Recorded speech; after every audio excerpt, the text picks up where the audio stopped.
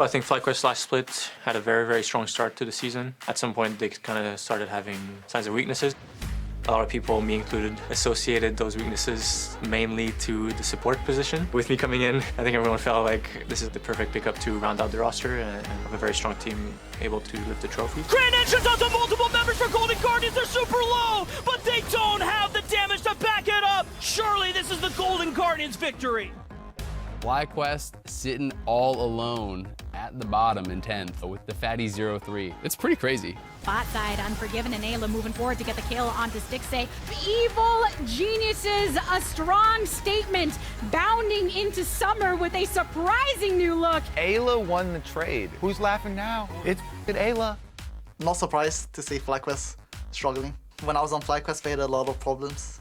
I think when I come in, I wasn't the solution, but it was underlying problems throughout the whole split. And as teams got better, it kind of surfaced. And I just don't think Vulcan is the type of player to come back and fix those problems. It's just like that, and Spica's down for first blood. Prince dies to double it, and the breath of life from Busio gives him the second win, and it's just a cat. It's not easy with your schedule, so it's not easy to fix all your problems, but I'm expecting them to be better. I don't really feel pressure from expectations anymore. It's more like, yeah, hell yeah, I'm up to the challenge. People's expectations will be much lower now, and it'll be fun to prove people wrong who probably write us off after 1 week.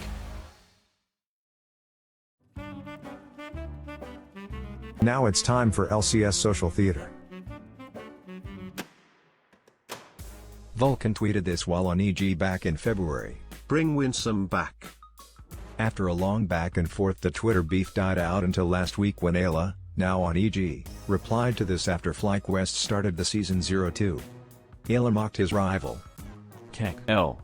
Vulcan replied, Thanks for letting me live inside your head, Eyla. Undefeated champion of the world. Revenge randomly added Sven to the thread by saying, Kekel enjoy it. To which Sven replied, Hello Kekel enjoy a Basado. Jojo tweeted at his former teammate saying, Miss us, at Vulcan. Spica replied, Easy to talk when you RPG Eyla. Get ready to get next week. Eyla replied to Spica, See you soon. This has been another edition of LCS Social Theater. Welcome back to the LCS. We are moments away from FlyQuest versus EG, and not the FlyQuest versus EG matchup we expected to see at the start of the year, but kind of more specifically towards the Eyla-Vulcan rivalry.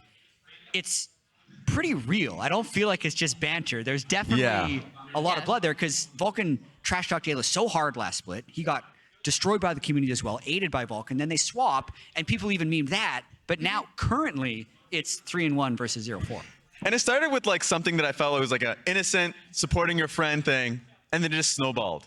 I thought it was gonna stop at some point, like most things. It's oh, it's just for content, or it starts. It's okay, we'll end it there. That did not stop. You just kept going. Yeah, I love it. I want more genuine beef in the LCS. You're not gonna get along with everyone. Yes. It's just a fact of life. We need more violence, not hating violence. We need more of this. And that's, to me, kind of the story. It's the story of just a lot of unexpected things. The unexpected fact that, as I mentioned, that this feud kind of continued. The unexpected point about Evil Genius's success with the new roster, and with FlyQuest's lack of success so far.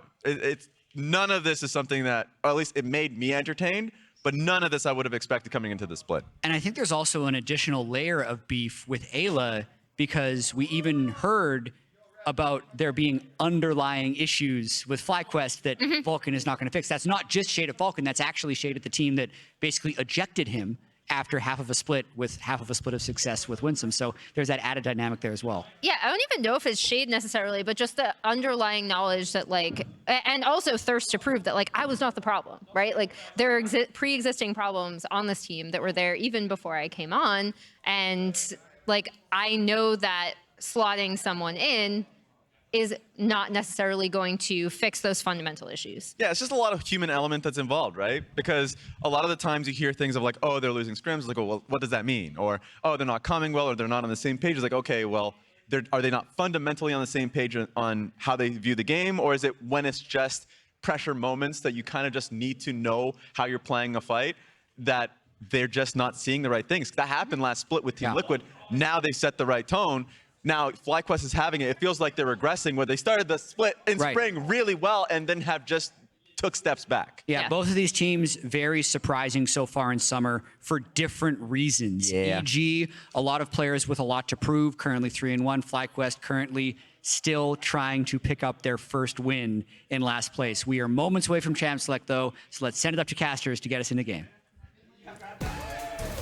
Thanks, Jatt. And we had to steal a lounger to make this TriCast even more hype because the grudge match now it's more hype. Whoa. Relax, guys. Wait, our grudge match? No, not your grudge match. It's Eyla and Vulcan. By the way, Team Vulcan, Team Eyla, go. Vulcan. Okay. Oh. Okay, I guess I'm Team Eyla. I mean, you get to be the team that's winning. Yeah, I feel good about it. Yeah. But, I think I'm excited for this. I'm going to lean into this as much as we can. I'll make sure the observers, I'll ask them, stay at bot lane, watch the trades. But yeah, it was one of the most interesting rivalries to come out last split. There was a lot of smack talk. There was like the Jan Sven one, but this one felt like more legitimate and lasted longer. Yeah, I mean, this one also had the funny ending of who took whose job when Vulcan ended up on FlyQuest now, taking, everybody said at the time, taking Ayla's job. But in fact, Ayla's team now winning and trading over to Evil Geniuses. It looks like he is the one that won the trade. This game is going to be the decider, though. Well, this is the who won the trade game. If we're lucky, this is the first of many, actually, because there's the second round robin, there's playoffs, who knows? Yes. Hopefully there will be more games. there definitely will be at least one more. Hopefully we will survive this, Mark. Not going to get that bloody. But FlyQuest and EG, as like organizations, have bumped into each other in postseason a bunch of times, and it's always framed as good versus evil. The Evil Geniuses and FlyQuest have like their Fly fam, eco-friendly. And so they're leaning into it now with the actual players. But they're throwing down the trash talk as well. So it's not like they're just, clean angels, They have a little bit of sass to them. But for... Should I instigate in the pregame lobby? Yeah, I was going to say, one of us has to be on chat duty. We have to be checking into all chat. Well, you're Team Vulcan, so if FlyQuest members talk any smack in-game, you read theirs, and I'll read the EG smack talk. Oh, it just started as Champ Select. I was typing my message. And then we've got... spoiler, though, we've started Champ Select. Wow, Kobe, you ruined it. Spoilers. Well, first thing off the table, Vulcan's Recon. You ain't getting that champion today. Ooh, target banned already. Start the rumors. Eyla can't handle Vulcan's Recon. Insane. No. Ayla's saying you're a one trick. You can only play Recon. Yeah. I'll ban this out, and then you're doomed. Sounds like a typical Team Eyla response. It's not EG and FlyQuest. It's Team Eyla versus Team Vulcan. Bringing back the Twilight rivalry. Oh my goodness. Which team are you? Print out the pictures, the shirts. Hey, I've got to be on the neutral side here. I'm the checking in. Team Vulcan's second band is aimed at Team Ayla's mid laner, really whittling down on that star player that they have. And it makes sense. Jojo has been popping off. Even the game that they did lose, it was a situation where he had a great early game. So it makes sense. Knock some of the best champions out of the meta off Jojopyun. Ooh, with the Ivern ban, Aelan saying, your jungler can support better than you can, Vulcan, so we're going to ban out the support jungle. Boom. I feel like this is the part where both sides of the fandom and the teams are just starting to spur like unreal stuff just to keep the instigation going, which I'm totally all for. Spread false rumors on the internet, guys. It's totally not a bad thing. As Evil Geniuses, looking for a first pick here. We know it's not going to be probably one of the support enchanters. It's not going to be a blind Jax. It's just revenge hovering stuff he likes. There's OPs Neeko up, so you were definitely not getting that. Neeko, yoinkity yoink, immediately picked up here. It's surprising to see FlyQuest give this one over. We've seen it a couple times more recently. I feel like when something's OP, at the beginning, everyone's like, ban it, I don't want to deal with it. And then over the weeks, they think they have these little counters that they work out. C9 won today, but it didn't feel like they really beat Neeko so much as like they picked AP Zeri and then just won the game because they were a better team than their opponents. Yeah. It didn't feel like they necessarily stopped Neeko from being Neeko. We'll see what happens when they get wombo comboed by a minion and blown up by an invisible ultimate. Especially if you're picking Aphelios, but the Jayce into it has been, already was the pick from Cloud9 that you mentioned with MNS, and especially if you pair Jayce lane pressure with jungle pressure to come complement it. then you can try and really take back some control. In that C9 game, though, it was worth noting that they were doing just fine in the lane phase. Eminez's Jayce was not able to like really win the lane directly, so that's where it's something where she still has a very strong lane phase, and we're gonna see if they can combo together. That's gonna be tough, though. EG got Nocturne to turn out the lights, that kind of wombo combo where you, one, can't see a minion coming, but then even if you do, the lights are off. You have to have such a hard time tracking her in the late game. Yeah. Turn out the lights and the minions attack. Is that a real one? Oh my god! This adds another layer of complexity and difficulty for FlyQuest to deal with these engages from EG, as they're going to go with the tried and true Maokai. As we've seen this combination work in the past before, Jayce gets that priority and allows Maokai to start moving into the river and controlling, setting up for objectives. But in the past so far, it has not really worked out for FlyQuest. It's actually so funny. I'm already imagining scenarios where they're like Nocturne ulting so the Neeko can get into a position that you don't expect. And then when the lights come on, oh, wow, there's a Scryer's Bloom plant there. Or, oh, there's a Honey Fruit. Was that there before? Was that there before? How many minions were there? Were there 6 minions? Everyone's counting minion waves frantically as the lights turn back on. I watch so many horror movies, I can just imagine all the jump scares you could make like an actual film with like, wait, that wasn't there before. Oh, it's like the sleeping angel from Doctor Who. You just suddenly see, wait, the Scryer's Bloom is moving closer and closer and closer. I don't watch Doctor Who, I'm sorry, Raafaa. Oh, no, that's okay. I'm sorry. Okay, back to business here, though. The Maokai is always the answer with the Jayce. Very complementary duo. I've been waiting, though, for someone to try and bait that while not early picking their mid laner. It's not going to work in this case because EG, of course, first picked the Neeko. But if you're able to bait that and then counter with a Sylas pick and Sylas stealing away the Maokai ultimates, always love to see that. But we get really deep into the bans here now. Nautilus also going to be banned away for the extra engage.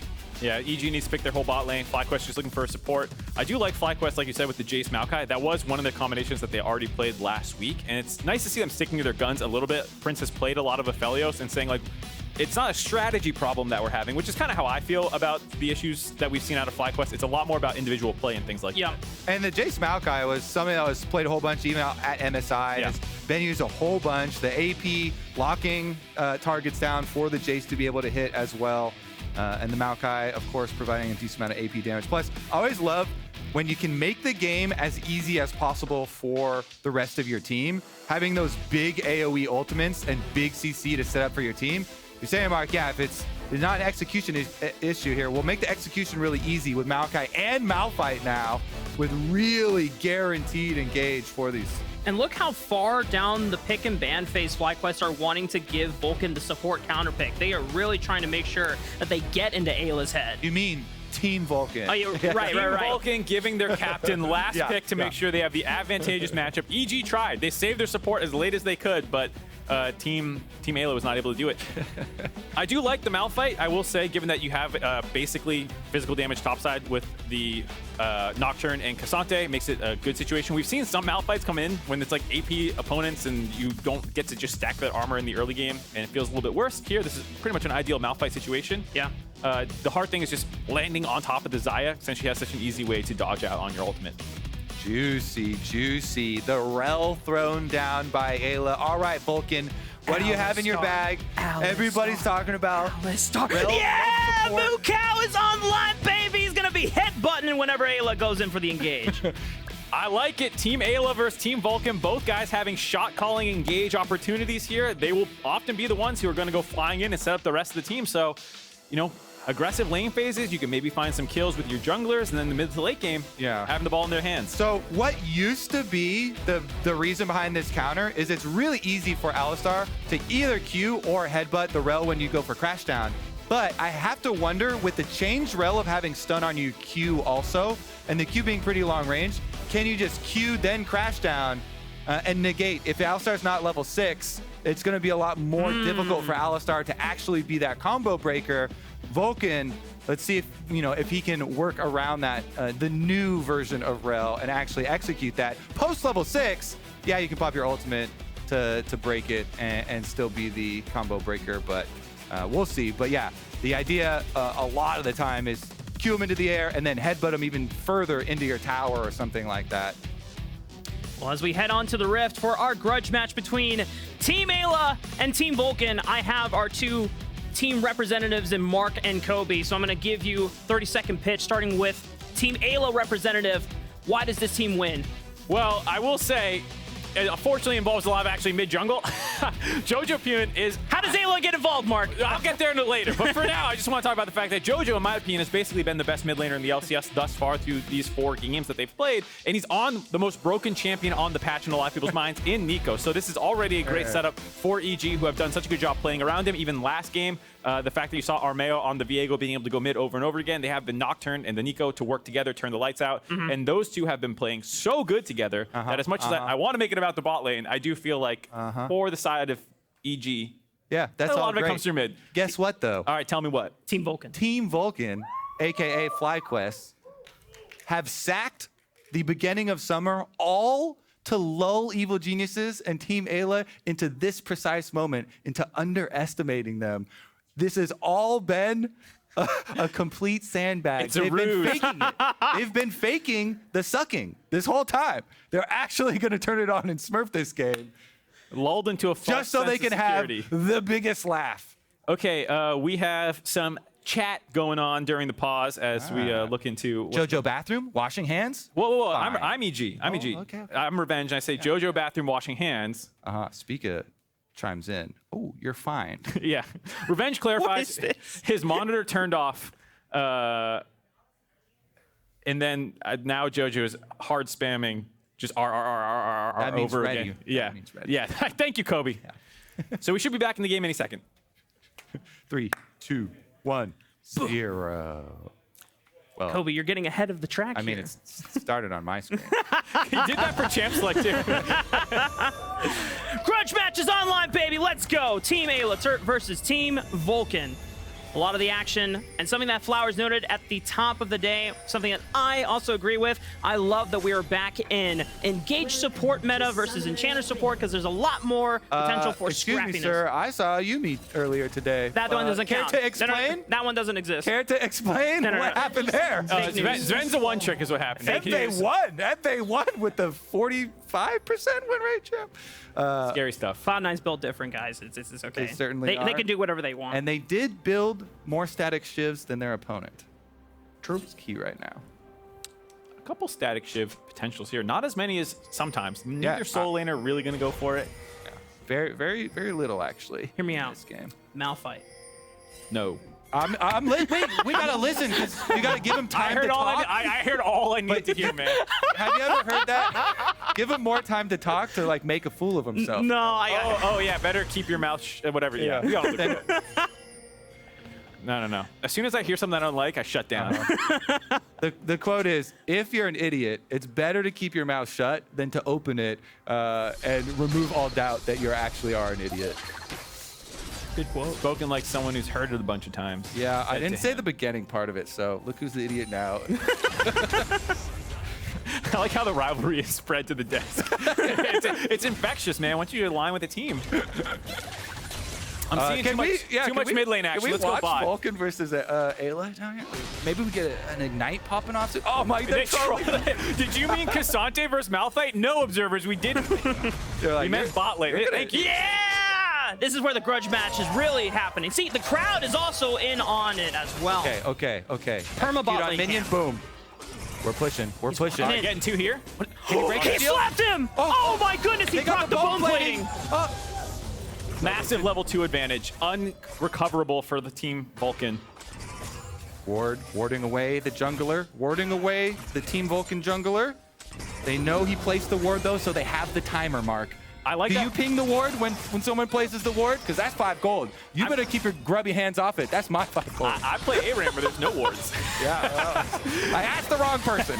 Do I need to separate you two? No. This is getting personal. We got to talk about the fact that both junglers also got the memo, starting on top side and clearing to bot lane, knowing that this is indeed the focus of everyone watching this match right now. Look at that trade. God, they're so good. Cannon execution. Ah, yeah, juicy. This is great. This is my favorite cast of the year so far. I just love this chaotic energy. Armao finishing up his level 4 clear. in just a bit. He hasn't actually done the red buff yet. He wanted to go for the Krugs first just to make sure if there's going to be an earlier hover from Spica, but now has the opportunity to go for the red buff and then can now hover for the Scuttle Crab trade. Seems like Team Eyla is favored as they have the push currently so far. Definitely some pushing advantages right now in the early game for EG. I will say some interesting adaptations too in the mid lane. I believe last time Evanes took first strike on his Jayce. This time Vicla going for phase rush. Makes some sense given the fact that Neeko does have pretty easy ability to land some poke with just Q spam early on. I just really like it against Nocturne because it gives you an actual escape from the Nocturne engages. Level 6 a lot of times Nocturne comes for mid and VicLa. Oh boy. Oh, one more flash auto. Oh, but VicLa knew that Jojo was also thinking about it, so it's a flash for flash. Like I said earlier, we've been sandbagging and faking that we suck the whole time in order to bait things out. Now flash for flash trade, it's fine. I will say I'm feeling pretty good about it for EG fan. No flash on the enemy mid laner. My Nocturne's level 4, going to be hitting 6 with the power clear. That, you know, Armao is just very happy to let these pushing lanes go in the early game and focus on getting Scuttles with the control, get himself farmed up. And this is a comp that's definitely going to be much more focused on level 6. Yeah, and like I said as well, the Nocturne usually going to look towards the Jayce mid when he's level 6, so VicLa better utilize that phase rush well. If he gets locked up by another route from the Neeko in mid lane, and there's a level 6 Armao coming from him. Uh-oh. Wow, that really get blasted here. Nice phase rush to dodge out in the comment, but Jojo did not even base yet. He actually still has his TP and chunked out VicLa, so he's going to shove this wave in and then probably back and TP and not really give VicLa a good window to reset himself, and this lead will just get worse and worse as time goes on. You know what? Solid of Team Eyla to sign this Jojopyun guy for mid lane. Definitely yeah. The order of events that happened. Yep. Not the correct order of events, you know what? Or maybe good for Team Eyla that he joined the team that had Jojopyun on it. I'm trying to buy into the whole Team Eyla thing. Yeah. I'm there with you as well. It's pretty good for us that VicLa is faking a lot of mid deficit at the moment. He's really, really convincing. That bait is amazing. He's gonna get his recall off, no problem now. It's fine. We also had Vulcan himself come up into the jungle and clear the wards. It's godlike support play right there. Yeah, it's a cannon wave. Still be fine ultimately once Jojo gets that shove in. So not too bad for VicLa from here. The question is, where are they going to go now that sixes are starting to come online? Jojo has his. Sure, Armao is not too far away. After Watch this cannon execution. I'm watching it. Oh, the fake out. Oh my God, he's so good. Isn't that sick? Yeah, that was amazing, dude. Love it. There's more spots here if you want to switch over to Team Vulcan. Are you trying to recruit me? Nah, dude, I'm ride or die Team Eyla. Wait till he gets some mid roams off. Oh. Team Edward, Team Eyla. You're gonna go Twilight on me? I'm going so Twilight. I have my Twilight quotes ready. I've been forced to watch these movies more than you'd think. The river fight. They're working. Can they get in there? They're working their magic. And the saplings are starting to spread. Armao is also here. Still no flashes for either of these mid laners, but no level 6 from Armao or Spica, so no punish will come in anytime soon. Missed that one on purpose. Nice little trade there, though, for VicLa. I love how committed you are to anything bad that happens. It's good for team. Nice little trade there. Thank you. Yeah. I like your commitment too. I'm trying to be slightly unbiased. Like you're fully bought in on the rivalry. It's a good trade. All right, Armao though, we mentioned the Nocturne level 6 being dangerous, and it looks like he's going to get some red quadrant counter jungling off. If he gets Krugs as well after this red buff, might spell some pretty interesting problems for FlyQuest. Let me guess, Kobe. Team Vulcan planned for Armao to be baited on this top side of the map, but the so minions are going to see him. The minions see him though.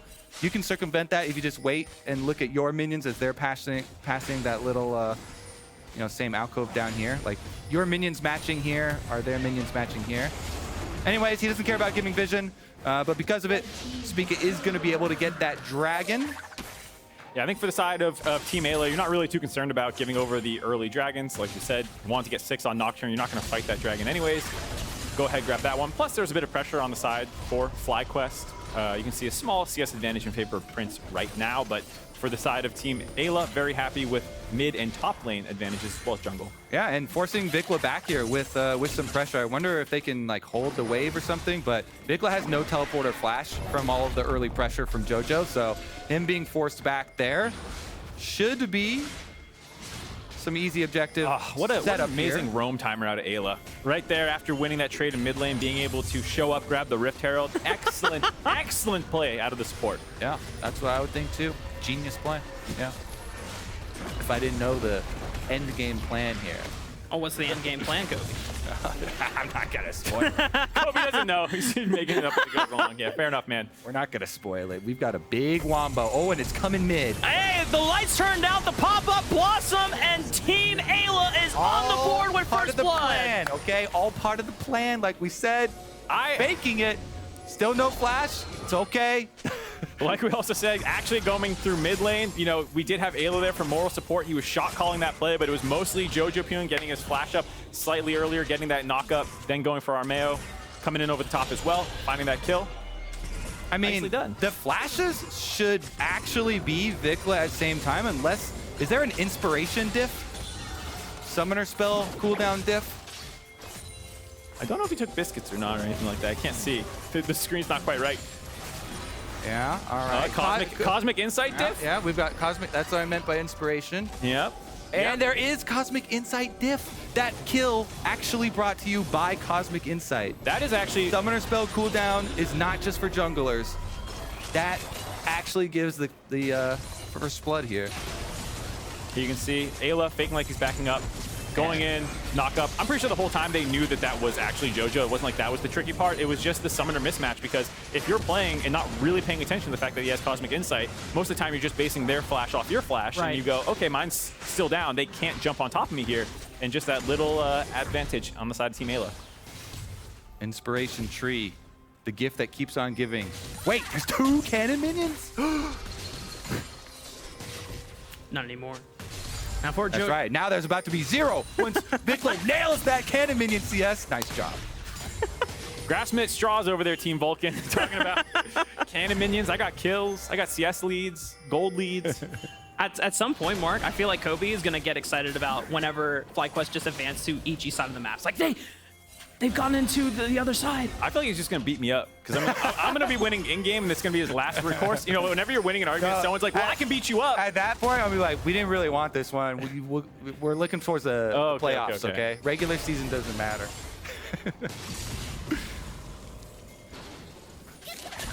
Next point on the map. We don't have a dragon for next couple of minutes here, so Evil Geniuses still have control. Paranoia is up once again for Armao, and he's got the Stride Breaker fully completed. This is a powerful Nocturne, and for most junglers, they know that this is probably the strongest point of the game for Nocturne, so you have to be super careful if you are Team Vulcan. I'm very happy to see Armao playing well. I know we've been memeing the bot lane fights, but for Armao, he actually had a great Viego game yesterday, and then this time on the Nocturne already off to a pretty good start, and getting more resources put his way and not just being stuck on like tank duty to support Jojo, but actually comboing together with different these mid-jungle 2v2s that make him look like the star himself. Yeah, he's actually had a bunch of really strong games, a lot of them based off of good invade timers with his pushing lanes. So this Evil Genius team, one of the things I really was cautious about was how well they could actually sync up and work on each other's timers. Being put together such a last-minute team, you know, this team completely blew up in the offseason. They replaced 4 players, and as we get the charge off here for Jojo and Armao sharing some gold, they replaced 4 players, but they've been working very well in a lot of these scenarios seamlessly together. Plus, you know, the added benefits are Armao talking about how much he enjoyed working with Blabber on Cloud9 as he was coaching for a little bit with them. And it really does look like this is the LCS Armao that people wanted to see in his previous debut, and are pretty happy to see him get another chance. Speaking of the consistency between splits as well, FlyQuest having 4 members and bringing in Vulcan, who a lot of people assumed would be an upgrade, the problem with consistency sometimes is if you had problems before, they can stick around between splits. And Eyla, in one of his interviews, was talking just about that. He's like, I knew FlyQuest had a lot of problems. I subbed into a situation where not everything was gravy, and then kind of got scapegoated. So he escaped. Like, he got out. Well, can Team Vulcan escape this one? Armao's already popped the lights here, but they know where exactly Armao is. He's going to dive right onto Spica, gets the stride breaker and walks away, buys some space. Revenge is teleported in alongside Impact, but Impact is completely separated, all out. But it is the Nature's Wrath through Spica that locks down Revenge, and that gives a nice advantage over to FlyQuest. Armao's able to steal the dragon, flashes away. They do lose out on Revenge, but it's a dragon netted for Evil Geniuses. Really nice split of the fight there by the side of FlyQuest. Spica with the Maokai ultimate stopped Jojopyun from being able to go in. He got rooted right as his ult was going off. I think Jojo wanted to flash in. Eyla was off on the flank. He wanted to combo that as well. But because it was so hard to actually get involved there, it just left Revenge isolated from the rest of the team for FlyQuest to find those kills. Yeah, good ult from Impact as well. As soon as he got done getting beat from the right side of the map to the left side of the map at 50% HP, then boom, he's in the perfect spot. He gets his ultimate off on Malphite, point blank range with that Maokai setup that we mentioned from Champion Select. The only bad thing there for FlyQuest is that while they're running away, Armao gets the dragon. So even though EG lose the kill in the fight, they still get the objective. Really nicely done there, grouping up as 5, making sure that there's no one isolated for the side of Armao to go in. And the only person who was isolated is the Malphite. Like you said, he gets knocked close to the rest of his team. And right there where Jojo's trying to go in, he gets rooted up by the Maokai ult. Eyla, like we said, left side, was not able to find an angle either. So that split up by the side of EG, not working out for them. The copium for Team Eyla, you get the dragon. Yeah, exactly. And then Armao, he flashes out after getting the dragon and finishing it and focusing on it. So he does live, but no flash on the Nocturne either for the next big engage. Jojo does have his, though, for the Neeko, and that is a critical one. Ults are slightly in favor of EG. All of them are back up right now, basically, and FlyQuest are trying to contest this Rift Herald without having their Malphite ult yet. Well, FlyQuest now see that there are 2 Rells, and Jojo's gonna reveal the clone disguise. They get the Rift Herald for Evil Geniuses. They can now just walk away. Prince is trying to buy mid priority so they can look for at least the mid crash, maybe the mid turn on the back end of it, and Evil Geniuses cannot get in place to defend. Good shock blast onto Unforgiven. A little bit of a chunk as he's trying to come over and clear out the minion wave. A little bit bigger of a chunk there as Prince gets the Graviton on him as well, but should be just a reset here. Rift Herald number 2 is picked up, does give, some extra little bit of pushing power. Not quite as important as Rift Herald number 1, but still definitely another objective there for Evil Geniuses. Feeling pretty good if you're the side of EG, still up gold. I don't think there's super big inherent scaling advantages either way. It does feel like it's going to come down to execution in these team fights. If FlyQuest can keep marking these multiple flank engages under the guise of a Nocturne ultimate.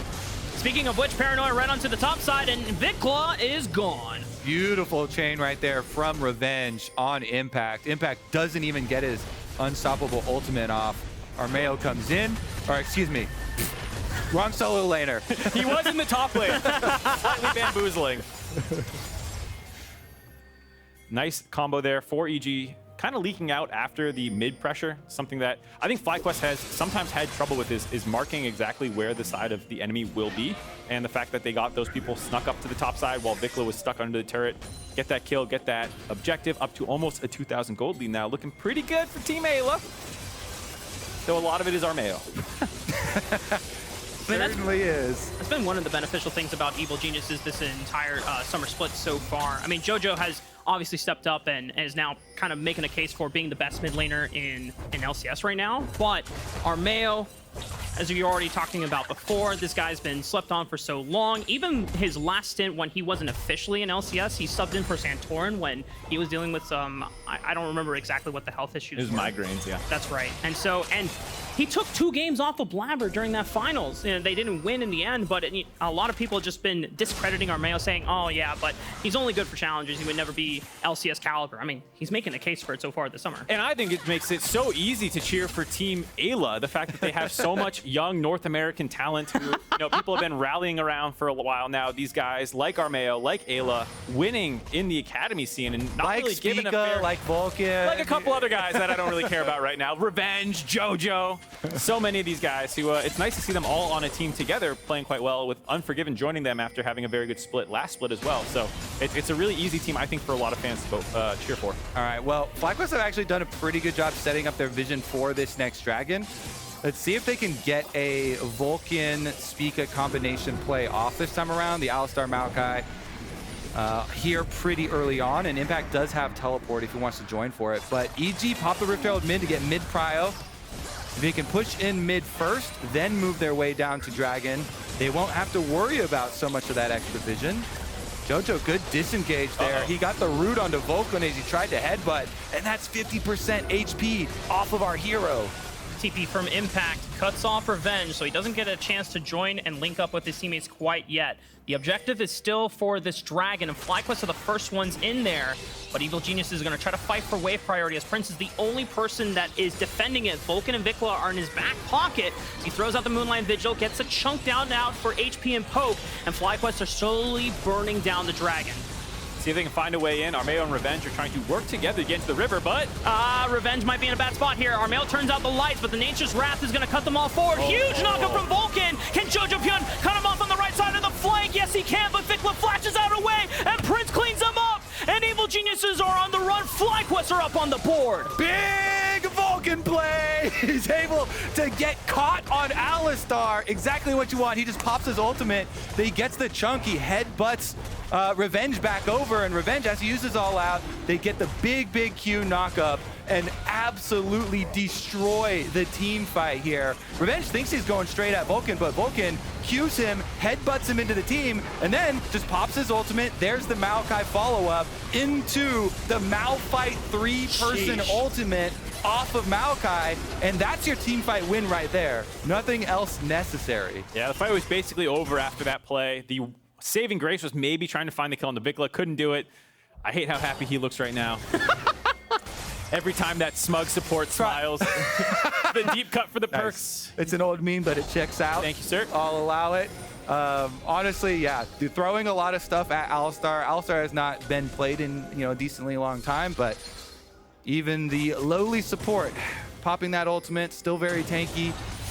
Really good job there by Vulcan reacting to the situation, and the rest of FlyQuest now. Oh, Eyla with a Magnastorm into the crash down, but it gets popped before anyone else from Team Evil Geniuses can look for a turnaround. Jojopyun with the pop blossom finally finds some burst damage, and VicLa is the first one to go, and Revenge this time around finds the all-out on the Prince, and they wipe the floor on the FlyQuest for the honorable sacrifice of Eyla. This is the skin of a killer. Eyla pops off, goes in slightly ahead of the rest of his team, but sets them up to find those 4 kills and get Baron on the side of Evil Geniuses. Wow, Twilight quotes and all. I love it, Mark. I said I was committing. Well played.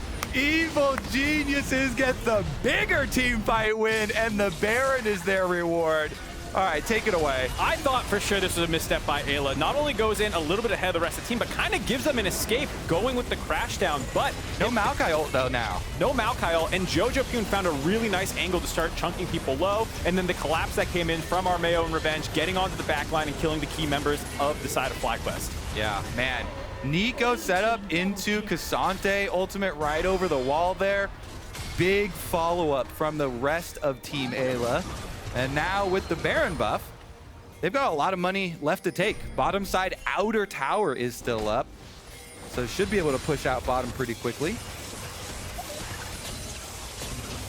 Next Dragon coming up in 2.5 minutes, or actually 3 minutes. So Evil Geniuses still have plenty of the map to control and take forward. As you already pointed out, Kobe, Evil Geniuses pushing their vision line further into the bottom half of the river, setting up Revenge for a safe push.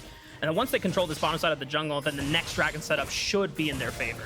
FlyQuest making a good call, though. They just want to trade the other side of the map. VicLa does get the outer trade on top turret for the Jayce for isolated gold. So at least they're able to get something while under the pressure of the Baron buff. Mid lane, though, should be able to get number 2 here for Evil Geniuses and keep on collecting. Yeah. Actually. Nice defensor out of FlyQuest. Still a minute and a half left, so you think EG will probably be able to grab another turret or 2. But this is definitely not the game-ending Baron. There's still plenty left to play. It's just at the tail end of this, how much of a gold lead can EG get? You're probably still going to have to win a dragon fight or two, and thus far, FlyQuest has actually done a good job around the dragon fights when their battle lines are more established. That top river fight was definitely one where it kind of came out of nowhere, and that's where EG's comp can really pick you apart by turning the lights off, disguising as minions and things like this. So FlyQuest just trying to stop the bleeding as much as they can during this Baron buff. It's all about those flank angles, as you were talking about earlier for Evil Geniuses. If you just try to go through the front door, then FlyQuest are obviously equipped with a better front line to just be able to go front to back. But Evil Geniuses, with the vision that they've established in the jungle quadrant, if they can get flank angles, Jojo will have teleport available. Revenge might have teleport up at the same time when this dragon spawns. They have to be really careful about how far you go into the river as FlyQuest. Yeah, the EG engage is just insane. Yeah. Even without a Nocturne ultimate, if you're looking at Neeko and Rell, those things are really, really difficult at the moment. Very powerful champions, both of those. Both of those champions at the 55+% win rate stage right now. But then if you turn out the lights and have the Nocturne on top of it, it makes it really difficult. And the best thing about Nocturne is it empowers your side lane pushing like no other. So if VicLa tries to push out on side lane for FlyQuest, then you really have to worry about not only Neeko, who's up there, but also Nocturne ultimate coming over your head. And you have to do this thing where you're constantly covering teammates, kind of like we see Vulcan doing right now. You kind of stand behind and you watch them, and you slowly move up. Slowly sapling, eats brush, slowly try and retake vision ward after vision ward. Yeah, definitely a difficult team comp to play against from behind. FlyQuest, I was going to say way back before they lost the gold league, feels a similar way where they do have a poke advantage. Maokai saplings, Jayce poke going in. It does feel like a team comp where, you know, it's a little hard to work through. But if EG are set up first like this for the next dragon, where they have these wards down, it's FlyQuest who are walking in, having to make sure that there's no flanks coming from the side of EG. It makes it a lot more difficult to contest, and maybe they'll just sack some of these dragons, given that they already have the lead in it. Yeah, it looks like they're doing that right now by trying to hard push on top side. They had rotated Spica, Vulcan, and Impact to try and be that extra support for VicLa as he's pushing out on top side. And they were hoping EG were going to overcommit to that dragon, but EG calling them, not wanting to let them get any sort of trade while EG hold the advantage. And so they forced the recalls off of FlyQuest, no further pushing acquired from them, and then they go and collect their dragon.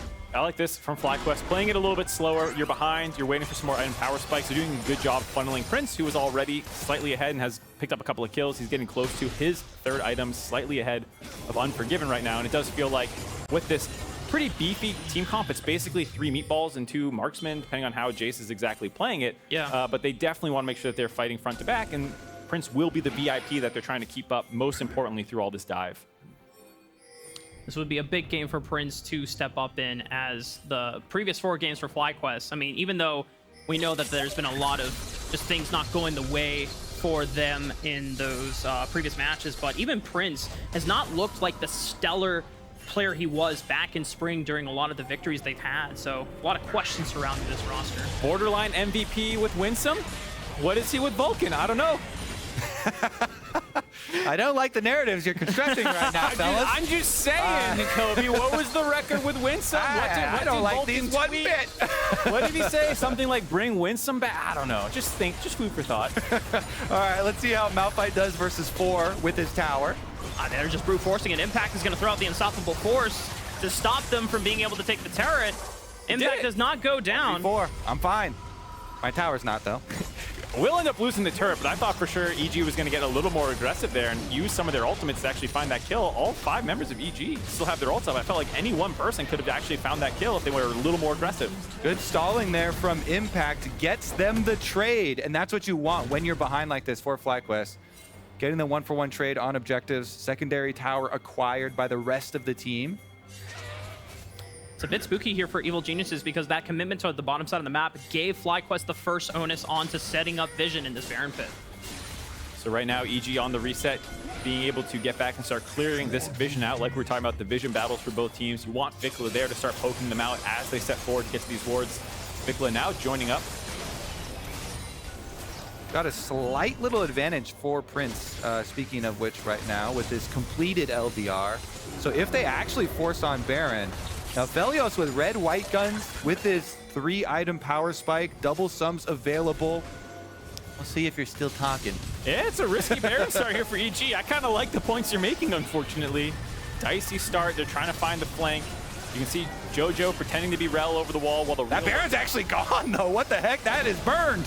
Oh, they jump right on the Jojopyun, and Jojopyun, oh no, it doesn't even get to use the Palm Blossom! FlyQuest are now playing with the man advantage, but Eyla and Revenge are doing great work with Armao, as they've already taken out Prince, and they just now have to deal with VicLa. It's just a bunch of meatballs, but they can surely walk through them, as the meatballs are actually doing a lot of work onto Armao, but they found VicLa, and with Unforgiven, the lone marksman player, he is the one that can shred through the front line of FlyQuest. What a crazy fight there from EG. They get the Baron, and then because they're focusing down on the side of FlyQuest running forward, not enough to keep Prince up after finding the kill onto Jojo. A big win for EG, getting some kills, getting the Baron, and now getting the push. Yeah, it's interesting because FlyQuest, they make the call to go for the kills, but like you're saying, they chase up here into the rest of the jungle, and it leaves Aphelios all by himself here. Maokai ultimate can't actually peel the Nocturne, and Armao gets right in there. Eyla jumping over to focus fire him, and watch Eyla come back as well, because Revenge is on VicLa now, and Eyla sees it. He comes over, he flashes to help him kill the other carry as well. So I have to admit it, Team your Eyla boy looking pretty good, helping out with off. both of the kills on both of the carries in that team fight. Well done on the Rell. Is this official, like, jumping over to Team Eyla now, Kobe? Are you off Team Vulcan? What's Never. It? Oh. Never. We drew these lines in blood at the beginning of the match. That sounds like a quote. Is that a quote, Mark? I don't know. I thought you said you watched this. Oh, you know that was a Twilight quote? Yeah. No, I only know like 2 or 3, honestly. I used one already. Well, Evil Geniuses with that Baron play now set themselves up a 6,000 gold lead. It's still not game over yet for FlyQuest, but it's quite commanding position that Evil Geniuses have themselves locked into. The Dragon is coming up in 25 seconds, and there's no chance for FlyQuest to contest. No, FlyQuest are going to give this one up as well. The gold lead in the previous Baron we were talking about probably still manageable given the fact that Prince had that small advantage. 6K starting to get unmanageable. A lot of map pressure on the side of EG, as well as the fact that Unforgiven is now mostly caught up in gold. The rest of the top side for EG is very, very strong.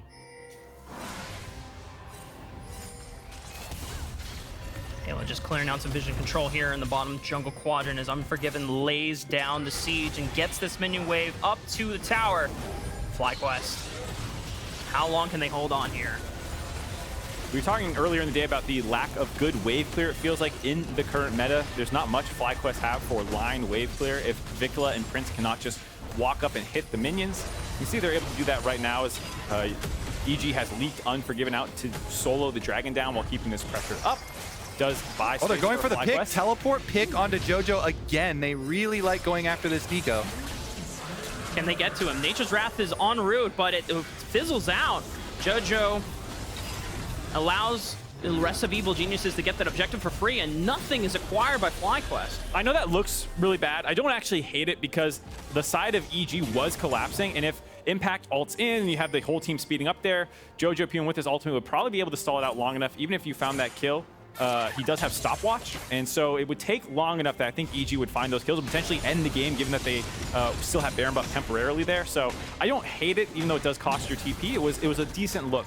Yeah, you're kind of checking if EG are paying attention, because FlyQuest doesn't have a lot of plays there. They're boxed into their own base, and if you think they're sending somebody to go get Dragon, your only play is to try and make a pick on someone. So they take a swing, does not hit on this one, but mainly due to good recognition from Evil Geniuses. Now there's going to be a bit of a stall out as we wait for the next neutral objective to come up. You can expect FlyQuest to kind of stay safe. They did critically not lose any inhibitors, no natural map pressure going in the favor of EG. So even though they've lost 2 Barons, FlyQuest have done a decent job hanging around in this game. The problem is the Drake stacking has continued during this time, given that they've been pigeonholed on their side of the map. EG have grabbed 3 Drakes in a row, I believe it is, setting them up for Soul Point at 3 minutes, and 3.5 minutes, excuse me, and that's when they'll be forced to finally actually step up for another fight outside their base. Prince is aggressively walking forward. He has the rest of FlyQuest behind him to make sure that they can get this crash ensured. Objective bounties. Teleport is coming in. Looks like it's going to be revenge. They have to defend because they don't want to lose this mid turret for control of the map, as Baron is the next objective up in a minute and 20. What a bunch of cowards, Kobe. Scared when they saw that teleport coming in. Team Eyla wouldn't be scared. You're mad that you just got baited, as we've been doing all game long. Like I you said, got my TP baited cooldown? into the TP. Sucker. FlyQuest are just kind of biding their time at the moment. I mean, Prince is still very powerful in the way his items are set up. VicLa also can deal some major damage, but it has come down to how well Evil Geniuses have been creative with their flanks and opportunities. We even saw in that last fight where Jojo, he got picked off first, but the fact that Eyla came from the other right side, it really threw FlyQuest for a turn. Just wait for the big twist at the end, though. You've been saying that for like 20 minutes, dude. It's not happening. So, okay, step one was to get objective bounties up. That way the twist is more impressive. Now, when we make our big play, smash the team, we get a bunch of objective bounty gold. Stop trying to make fetch happen, Kobe. This late game plot twist is not happening. Baron's up in 10 seconds. EG are going to start it. FlyQuest are going to face check. Ayla's going to find the fattest flank you've ever seen in your life. They're going to win the game. Oh, yeah? Yep. Okay, maybe. Just like odds statistically, that is probably one of the more likely plays to happen. Impact might be caught out here. He gets pushed back by Revenge. Third Notoko strike clips him out. I mean, he's not really taking any damage. Oh my god, these tank fights! Holy, that's like 100 damage to each, maybe? Are the shields back on? It was for positioning. Well, now FlyQuest are just going to see if they can make their way on in. Wait, these Barons disappear so quickly. Come on. 6,000 HP. Get in FlyQuest, they're running out of time. Oh, Ayla's looking for the Dream Flank. He has a flash available, and he's looking for Prince, but he fades onto the bottom side of the map. Armao is clipping out. VicLa forces him out. Ayla, his one sight, his one target, it's on to Prince, and he and Revenge are going to look for the assassination. The all-out, it finds Prince, it forces him to go back, but he still has a flash to play with. They found Jojopyun for FlyQuest. The Radiant Virtue is keeping FlyQuest alive. Vulcan goes back in for the headbutt. Armao is slow on HP. He's blinking. VicLa finds another kill, but Unforgiven is able to answer back. Ayla finds a huge stun. Armao is trying to see if he can add any other damage to the fight without going down, but it's just all Unforgiven all day as Ayla leads the charge, finding Vulcan on the back end of it. The crash down forces the flash out of impact. The rest of FlyQuest has to retreat. In the end, even 2 for 2 kills here. I thought they were going to get a better turn, but Prince was kind of forced all the way away from the front line there. Impact and Vulcan wanted to make a turn, and he tried to go back in as the Alistar, but they didn't have the damage because Prince got chunked out and he was so far away. Anyway, here's the very beginning of it, where he stops the engage from Jojo, and you see the disengage for the 2 carries this time is actually really big for FlyQuest. Maokai ult right now for Spica wraps up the rest of EG, and so it's just Eyla and Revenge in there. It looks like Prince is in a scary situation, but it's just the 2 frontliners there on him, so he does live. Impact gets chunked in. VicLa goes in for the big dunks, and he ended up getting the kill, but he's picked. And there's a dragon available. It's Mountain Soul on the line. Armao turns out the lights. Prince is forced to use his flash. Ayla goes over the wall with the Magnet Storm and the crash down, finding Spica on the back end of it. And Revenge is trying to cut off the rest of the damage from VicLa and Prince so that he cannot help Spica get out alive. The knockup goes in. It's a huge one for Vulcan, but it's a last-ditch effort as Evil Geniuses are the one that reign on top. Team Vulcan is eviscerated. Team Eyla reigns supreme. The vendetta is won for Ayla's favor as they will advance into the base and take out FlyQuest. 0-2 and 14 for Eyla, getting his revenge against Vulcan, winning the swap of rosters. EG are going to go up to 4-1. We're still sandbagging. Just wait. You just wait. The plot twist is coming. The plot twist is coming. Next time. Evil Geniuses. I look at the face of Eyla. Contrast with the face of Vulcan. This is for all the Challengers League fans that watched Eyla and Armao come up on that Team Liquid's Proving Grounds run. This is such a happy sight to see. I mean, Eyla being put in that position where he came in halfway through Spring Split of FlyQuest, it's not easy to try and make up for those expectations, but it's good to see that he has bounced back with this squad, and everyone's in good spirits even after the grudge match. Yeah, we had fun with our memeing on the big rivalry and drawing lines here and drawing sides, but really this team, this whole team for Evil Geniuses are showing up so big. It's a lot of players that didn't get chances elsewhere, and they only got these chances because EG blew up their roster in spring. That was such an expensive roster and gave openings to these guys, and they're absolutely popping off, doing so well in the LCS. You know, Eyla, yeah, but also Forgiven, Armao, Revenge, all joining with Jojo, who was already a star in his own right. Yeah, definitely cool to see a roster come together kind of last minute, but still have instant synergy. It feels like this is a team that sees the game the same way. They have good drafts. They play the current meta champions, and they're able to find these unique angles. Here's that last pickoff that kind of happened. Impact setting up what felt like was going to be the final Drake contest, but just slightly too far ahead of the rest of his team. Gets destroyed, which gives the angle for the rest of EG to collapse in on the members of FlyQuest. And there was definitely some wallet diffs in the end of these team fights. Yeah. Felt like if FlyQuest were a little bit closer in gold, maybe they could have got a little bit more damage in here, but just not enough. And I just have to say, overall, for the narrative of Evil Geniuses this summer, I mean, a lot of people were criticizing that, hey, they just lost a majority of their roster going into the split, and people thinking there's no way that these, you know, guys from Challengers League that everyone kind of looked over for, that they're going to be good. But Evil Geniuses has shown a history of picking up players that were either unproven or overlooked in the past, and they've turned them into superstars. And so far, this Evil Geniuses roster is flourishing in the Summer Split. Definitely going to have to see if they can do more. We'll see. You can see smiles all around. Eyla was very smiley until he got to giving the handshake to Vulcan. Then he turned all business for a second, and then he went back to smiling. So there was still that little moment where it was just, oh, well played. I'll get you next time, too. Squeeze the hand slightly harder. Well, Team Eyla representative Mark here is victorious alongside, and we're going to be joining Jatt and Eyla and Jojo for a Verizon post-game interview. Thank you very much, guys. Jojo and Eyla. And there was a lot of build-up to this game for a number of reasons, right? Vulcan, former teammate of Jojo, but also Eyla, the big rivalry you have with Vulcan. Just talk to me about how you're feeling after the win. Yeah, I mean, after the last split, I was like really, really angry. But I knew I had to take my time to like improve and like come back ready. So I've been waiting for a very long time for this game, and I'm just really happy we got my revenge. You know, feels good, feels really good. Yeah, congratulations. And Jojo, also a really strong start to the split with 4 new teammates. How does this match up to your expectations when you first joined this new roster? I mean, I knew I was going to play well this split, honestly, because I already said last interview, like, I just really had to take it serious, and I went to Korea to really try play my best, but I also knew all my teammates could be good. And when we were scrimming, I already knew, like, the first few days I would be good. So, I mean, I never really had these expectations I would do bad. So, yeah. All right. And Eyla, also, your LCS debut has actually been very long awaited. You spent a long time on Team Liquid Academy. Then you had the visa issues to join FlyQuest in the first place. You're off to a very strong start now on EG. Talk to me a bit about how that feels and how almost extra long you had to wait to have a big debut. Yeah, I think my start to LCS was not easy.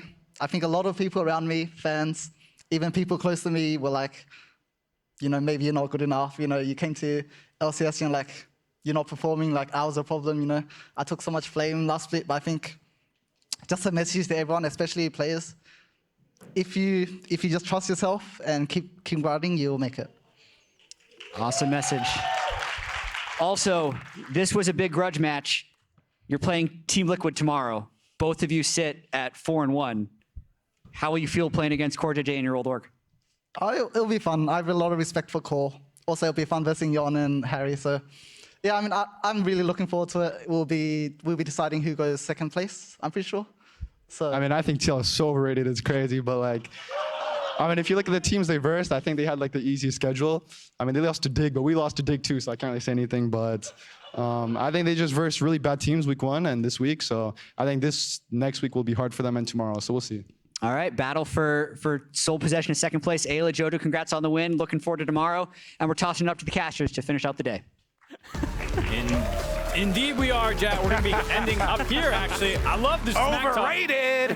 And then I love the logic. He's like, because they lost to... I like it. No, I like it. I like it. Jojo Flame also comes with a little self-deprecation humor in the back of it. And it was like, oh, these guys are well, I kind of played that back as well. So I guess we're all trash. Still cool to see them at 4-1, though. They're feeling really good. Any other big takeaways from today of the other games you're excited to see? Here are the Pogs, actually. Turtle grabbing it for the side of TSM. Huhi for Golden Guardians. Berserker and C9. Rich in the craziest game I think we've seen so far. Yeah, my other takeaway is that Dignitas games are bangers. You need to tune in for those. Yep. Set those timers. Rich has been looking really, really good. I know Raz is a big Rich hater. He refuses to talk about it. So there has been something in common with his best games. All three of his best games. Like a certain champion, maybe? Yeah. They all three were Cassante games, but that doesn't mean it's only a Cassante thing. We'll see if he has something else in the tank tomorrow, potentially. Here's the standings first, though. Dignitas are sitting at 6, like we said, 2-3. TSM, I think for a lot of people, a surprise, 3-2. Cloud9 at the top of the table. People kind of expected that. EGTL, like you heard tomorrow, battle for second place. And then FlyQuest still, unfortunately, not able to find the win.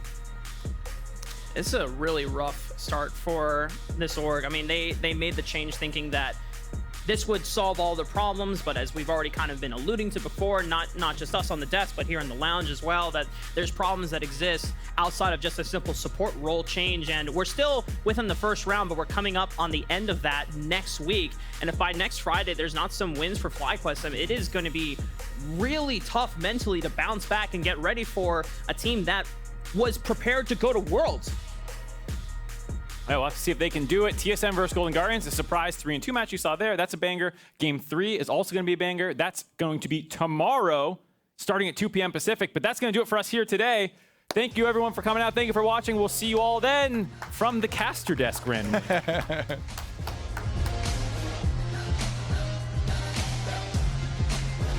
Dude, yesterday I played solo queue with Boogie, and he pinged me. Really? Yeah. You're a liar. I was Jax. He pinged me all the time. I was Jax. I don't remember. Contract's thinking about a Vault Breaker, but the Drake's already low. Nature's Grasp has been fired off, and now Chime's ready to lock down the enemy top laner. Dopa's gonna die before he can do much of anything. Super Mega Death Rocket goes in, and the Croc goes down. Finally, Energy gets one back, making it 1-for-1, but Turtle's ready to pop off. He's on a rampage. So anyone 1v1? Shut up, Huhi. We have lobby in a minute, Jay. Yes, but like anyone on the 1v1. I'm still waiting. Solo's ready to summon up the Ornhorn here. They're going after Stixay. They do a lot of damage, and they manage to take him out, but they're already going to lose their jungler in return. Shut down over to Tactical. He's got to do a lot more work. Licorice pops the dominance, continues running forward. Now they're going to turn their focus over onto Balulu as Tactical falls back towards the fountain. He'll be the last man standing. A quadra kill over to Gory. Tactical gets out. The kill for Gory of the Golden Guardians. And we've got Huhi for the first time on the caster desk here for LCS, joining us for 100 Thieves versus C9. Double Exalted keeps him alive for an extra second. Closer popping the clone. Over the wall comes M&S. Double it's down. Busio's down. C9 has lost their jungler, but the pace continues.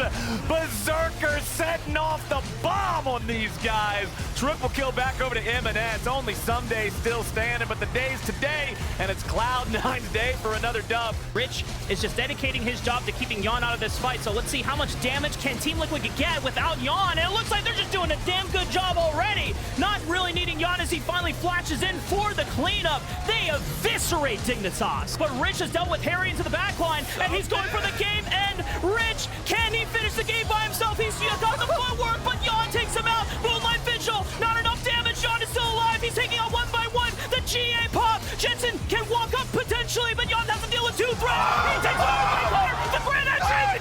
Dignitas. Jensen gets the last auto attack.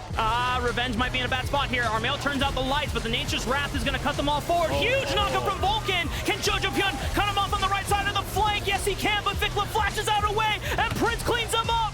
Prince is forced to use his flash. Eyla goes over the wall with the Magnet Storm and the crash down, finding Spica on the back end of it, and Revenge is trying to cut off the rest of the damage from VicLa and Prince so that he cannot help Spica get out alive. The knockup goes in. It's a huge one for Vulcan, but it's a last-ditch effort as Evil Geniuses are the one that reign on top. Team Vulcan is eviscerated. Team Eyla reigns supreme.